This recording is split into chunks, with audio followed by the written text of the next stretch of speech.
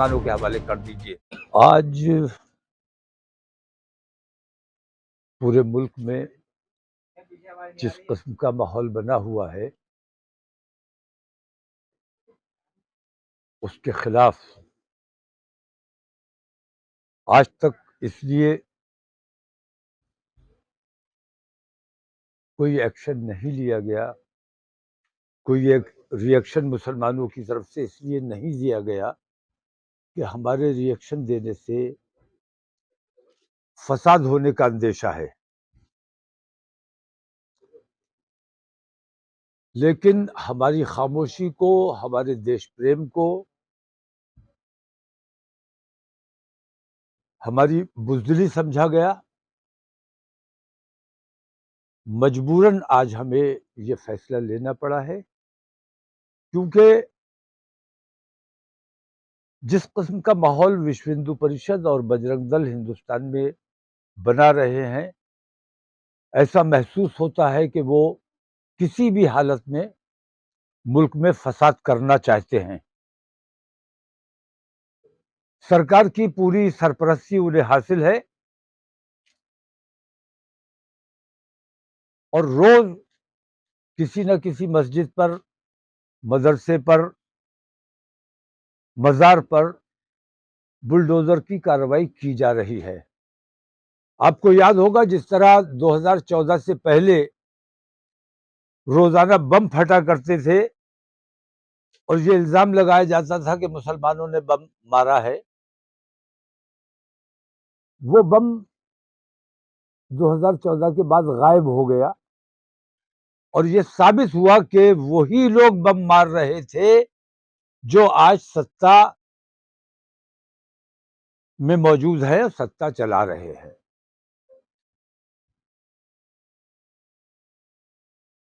ज्ञानव्यापी मस्जिद चूंकि मशहूर है, आप लोगों की नजर में है, आप लोग उस पर चर्चा बार बार कर रहे हैं, इस वजह से ज्ञानव्यापी। वरना ऐसी कितनी मस्जिदें हैं, कितने मजार हैं, कितने मदरसे हैं जिन पर रातों रात खामोशी से बुलडोजर चला दिया गया और उनको मस्मार कर दिया गया। उनका कहीं आपने चर्चा नहीं किया, क्योंकि वो लोग नहीं चाहते थे कि उनका चर्चा हो। ज्ञानव्यापी का चर्चा हो रहा है और ज्ञानव्यापी पे जिस किस्म की बेईमानी की जा रही है, मैं तकलीफ इसलिए महसूस नहीं कर रहा हूं कि मेरी मस्जिद जबरदस्ती हथियाने की कोशिश की जा रही है, बल्कि मैं इसलिए ज्यादा बेचैन हूं कि मेरा मुल्क का कानून पूरी दुनिया में बदनाम हो रहा है कि यहाँ न्याय के मंदिरों में अन्याय होता है। तो न्याय के मंदिर जब अन्याय करने लगे, तो जो जिम्मेदार शहरी हैं, जो अच्छे लोग हैं, मैं उनसे भी अपील करूंगा कि तमाम लोग हमारे इस न्याय और अन्याय की लड़ाई में हमारा साथ दें। और मैंने ये तय किया है कि जब तक ये बेईमानी चलती रहेगी, तब तक हम हिंदुस्तान में आजाद रहने के लिए तैयार नहीं हैं। एक वक्त था जब हमने अपने मुल्क को आजादी दिलाने के लिए संघर्ष किया था, जद्दोजहद की थी, लड़ाई लड़ी थी। आज एक वक्त फिर आया है, वही आजादी का आंदोलन आज हमें फिर से शुरू करना है। तब अपना देश आजाद कराना था, इसलिए संघर्ष किया गया था।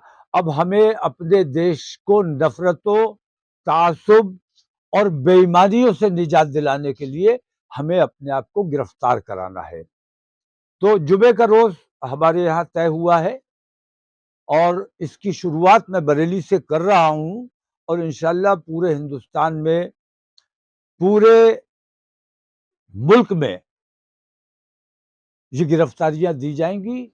आज हम बरेली से इसकी शुरुआत करने जा रहे हैं। जुमे को पहली गिरफ्तारी इंशाल्लाह मैं देने जा रहा हूं और अपील करता हूं कि तमाम लोग जो मानवता में विश्वास रखते हैं, जो इंसाफ में और अच्छाई में यकीन रखते हैं, मेरी इस मुहिम में साथ दें और वो तमाम लोग जो इन बेईमानियों, इन जुल्मों के खिलाफ हैं, खुसूसन मैं अपने मुसलमान भाइयों से अपील करता हूँ कि तमाम लोग अपने अपने अजला में, अपनी अपनी जगह पे, अपने अपने सूबों में जेल भरो आंदोलन की शुरुआत करें।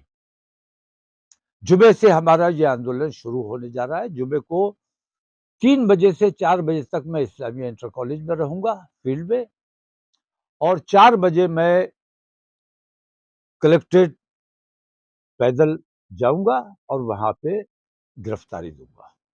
सुप्रीम कोर्ट है, हाई कोर्ट है, या जो भी निचली अदालतें हैं, इन पर आपको विश्वास नहीं? क्योंकि ऑलरेडी ऑल इंडिया मुस्लिम जमात जो है उसने भी कहा है कि हमको कानून पर भरोसा नहीं है, देश की न्यायालय पर भरोसा नहीं।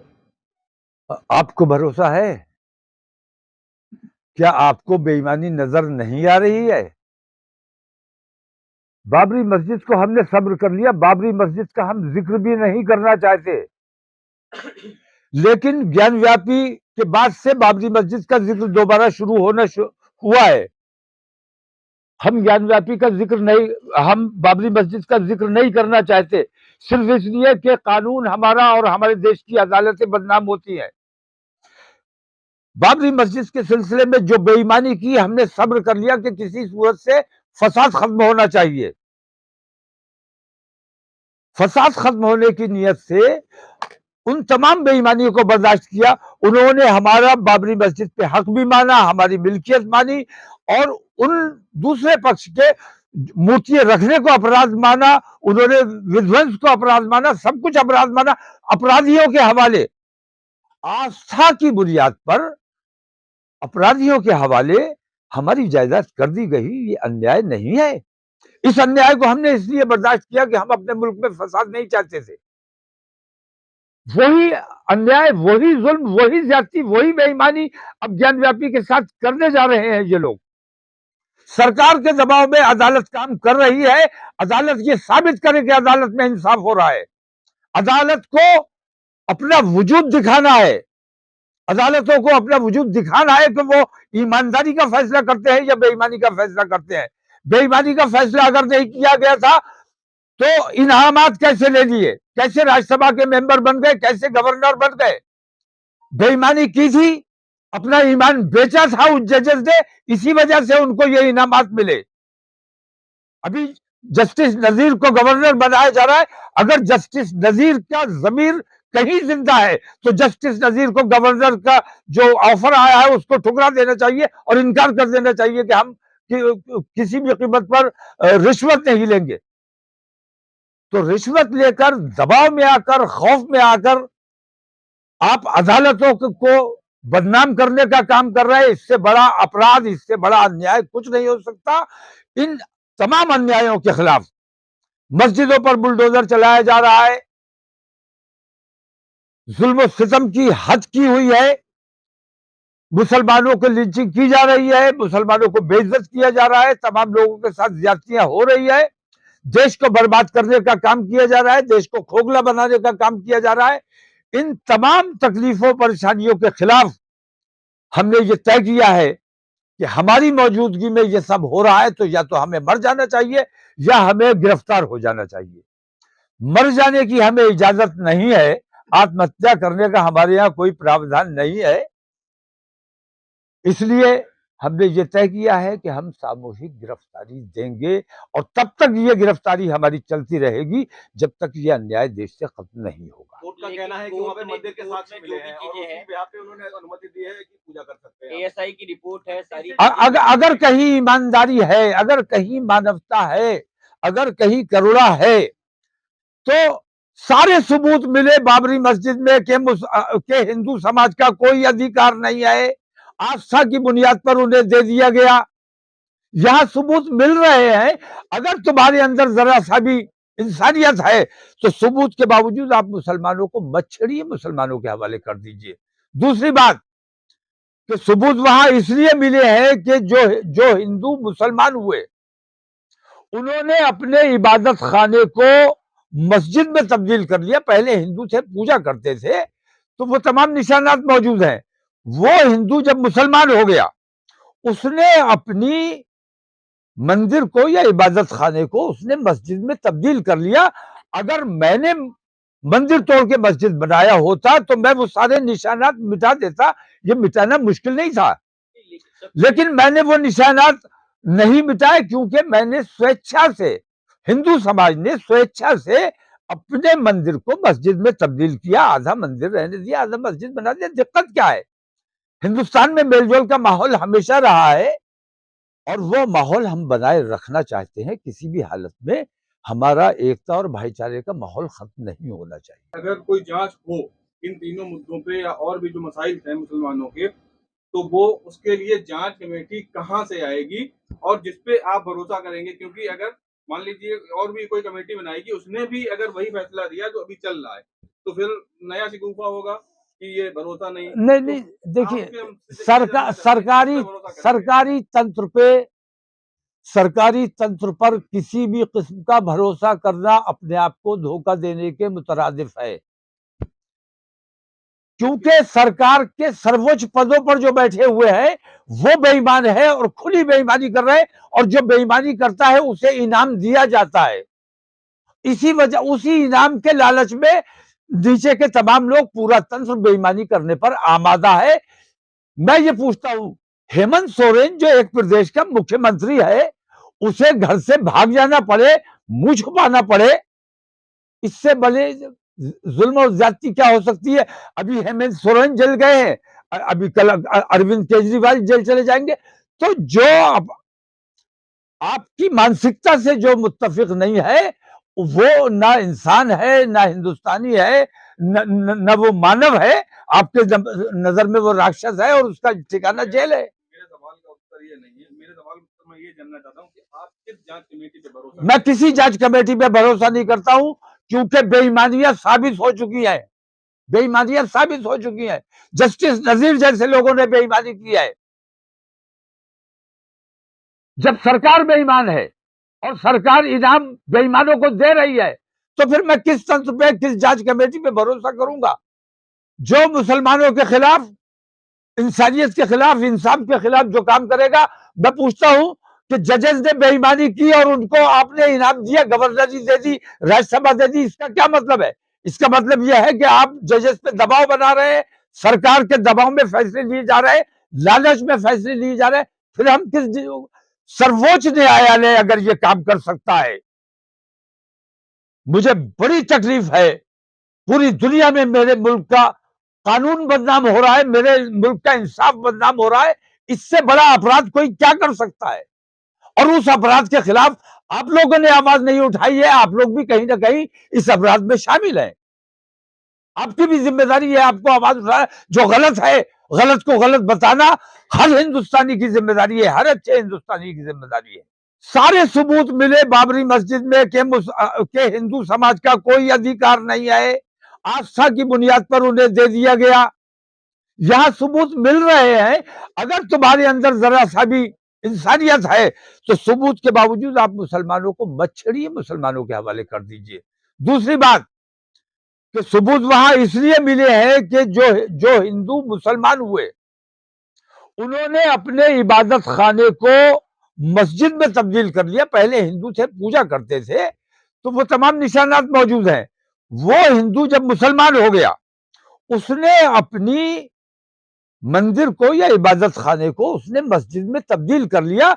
अगर मैंने मंदिर तोड़ के मस्जिद बनाया होता तो मैं वो सारे निशानात मिटा देता। ये मिटाना मुश्किल नहीं था, लेकिन मैंने वो निशानात नहीं मिटाए क्योंकि मैंने स्वेच्छा से, हिंदू समाज ने स्वेच्छा से अपने मंदिर को मस्जिद में तब्दील किया। आधा मंदिर रहने दिया, आधा मस्जिद बना दिया। दिक्कत क्या है?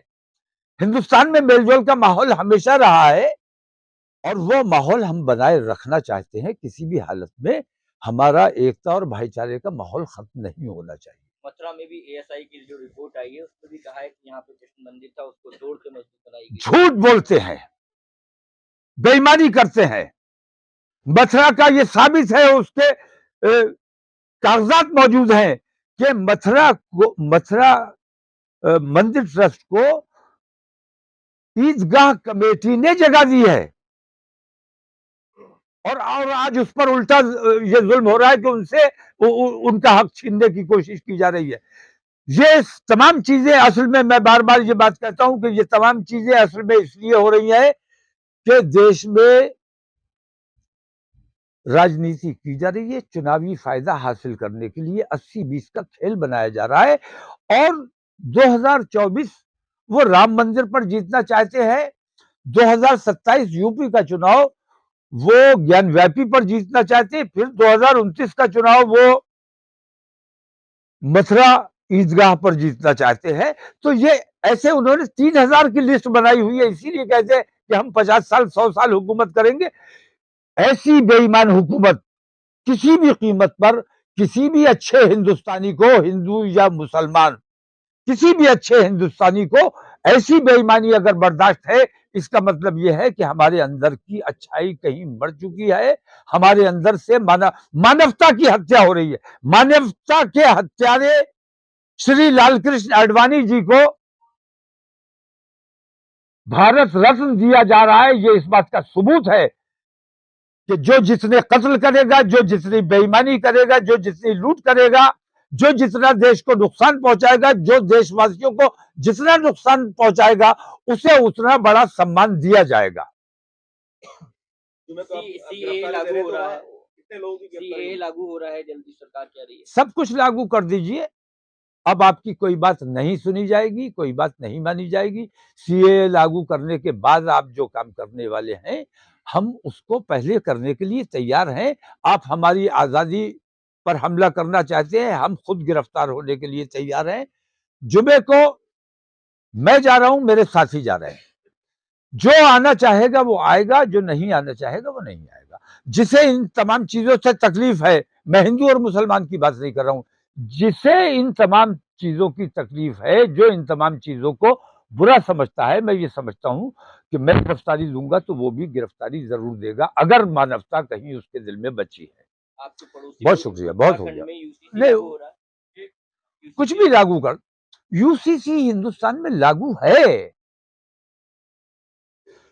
मुस्लिम पर्सनल लॉ कानून है, मौजूद है, लेकिन कोई अदालत मुस्लिम पर्सनल लॉ के मुताबिक मुस्लिम मसाइल को हल नहीं कर रही है। मुस्लिम मसाइल के जो फैसले हैं वो अपने कानून के मुताबिक, अपनी समझ के मुताबिक फैसले किए जा रहे हैं, पर्सनल लॉ के मुताबिक नहीं किए जा रहे हैं। इसका मतलब यूसीसी लागू है।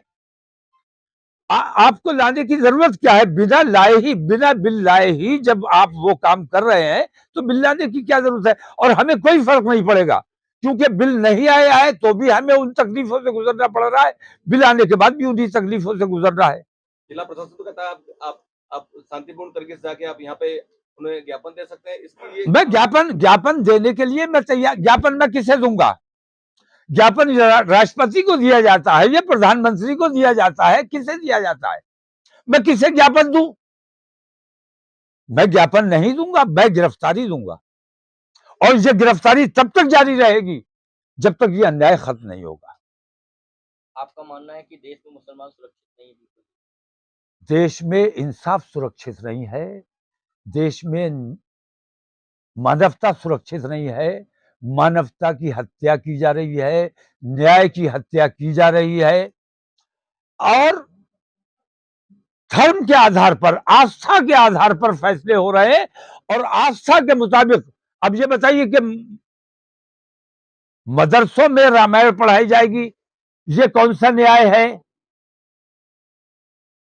मदरसों में योगा किया जाएगा, ये कौन सा न्याय है? हम तो 5 वक्त योगा करते हैं, हमसे बड़ा योग करने वाला कौन है?